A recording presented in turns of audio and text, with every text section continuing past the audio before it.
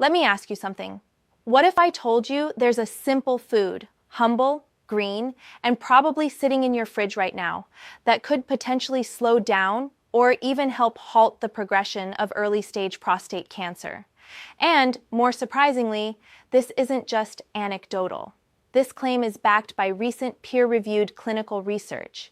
You'd naturally be asking, "Doctor, what is this food and where can I get it?" Well, if you trust the science, and I recommend that you do, you'll want to hear me out all the way through. Because what we're about to talk about could profoundly change the way we think about food and cancer prevention, especially in men. Let's start by understanding the context. If a man lives long enough, into his 80s or 90s, there's a very high likelihood that his prostate will develop some abnormal or even cancerous cells. This is not rare, and it's not random. The prostate, a small walnut-sized gland located just below the bladder and circling the urethra, plays a vital role in male reproductive health. Unfortunately, it's also notoriously vulnerable.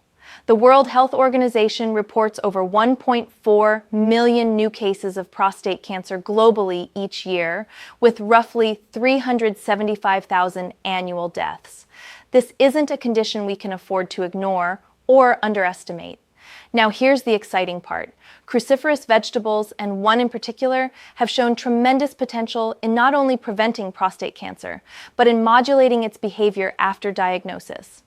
Multiple scientific studies, some as recent as 2023, are pointing to broccoli as an emerging superstar in the nutritional landscape of cancer care. Yes, broccoli. And there's a specific reason why this vegetable is causing a stir in the scientific community. When cooked or chewed, broccoli releases a sulfur-containing compound known as glucoraphanin.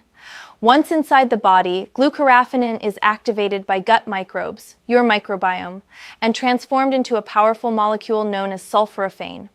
Sulforaphane isn't just any antioxidant. It has shown the ability to promote apoptosis, which is the natural process by which damaged or dangerous cells, like cancer cells, self-destruct. In other words, sulforaphane can trigger cellular suicide, specifically in cells that we want to eliminate, such as those with malignant potential. What happens when this compound circulates in your bloodstream? Remarkably, sulforaphane has been shown to reach the prostate tissue within just 4 hours of consumption. A study published in April 2023 in Sulforaphane and its protective role in prostate cancer, a mechanistic approach, used advanced imaging to show how sulforaphane localizes in the prostate, where it appears to inhibit the spread and growth of cancerous cells. The scientists described this effect as almost forming a protective force field within the prostate. But the benefits of broccoli go far beyond just sulforaphane. This vegetable also offers prebiotic fiber, which supports a healthy gut microbiome and is rich in micronutrients like folate, vitamin K, magnesium, zinc, and manganese, all of which have been linked to improved prostate function and cellular repair mechanisms.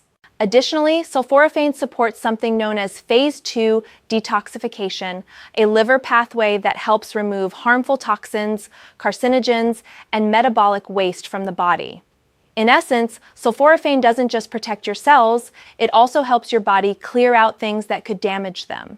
It achieves this by boosting the activity of over 200 different genes associated with detoxification and antioxidant defense, creating a cascade of cellular protection. Naturally, you're wondering, how strong is the clinical evidence?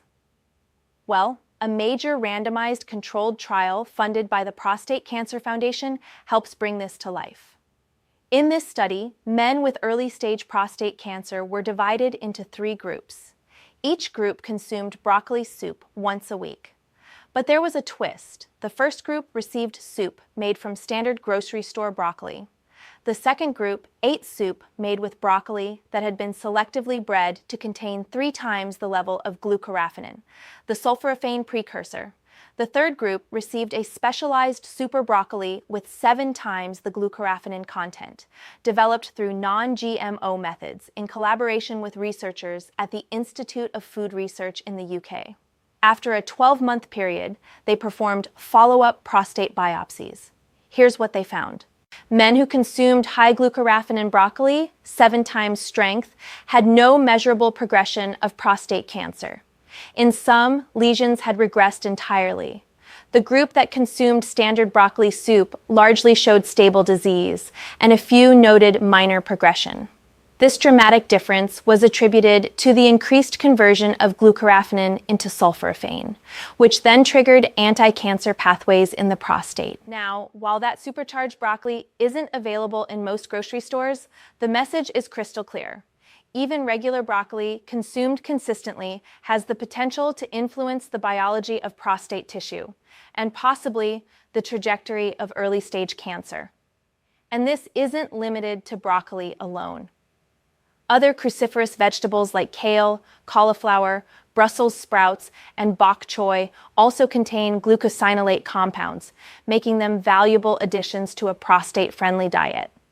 To elevate your strategy further, pair cruciferous vegetables with foods rich in lycopene, such as cooked tomatoes, and omega-3 fatty acids from oily fish like salmon or sardines. Reduce your intake of highly processed foods, stop consuming trans fats and excessive sugar, and limit red and processed meats. Choosing pasture-raised, hormone-free meats in moderation can make a significant difference. And finally, move your body daily. Even moderate physical activity can help modulate hormone levels, improve insulin sensitivity, and boost your immune system's ability to surveil and clear abnormal cells. There's no magic vegetable, and certainly no single food that cures cancer.